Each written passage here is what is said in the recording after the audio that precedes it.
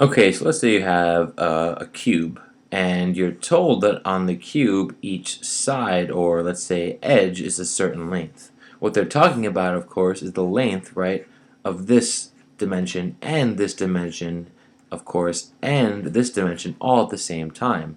Because on a cube, every edge, right, and every side, by the way, is another word for edge, is identical on a cube. So once they tell you what one side or edge is, you know all of them.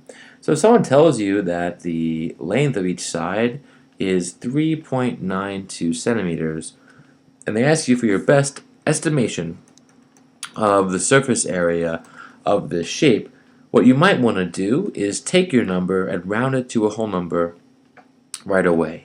Don't try to work with the decimal. Try to estimate every number you're given. So you can round 3.92 up to 4 centimeters, right? Because this 9 right here in the tenths place, it's the head follows that rule. If it's 5 or above, you round the digit up. So here we have ones being rounded up to 4 ones. And now we can find the surface area.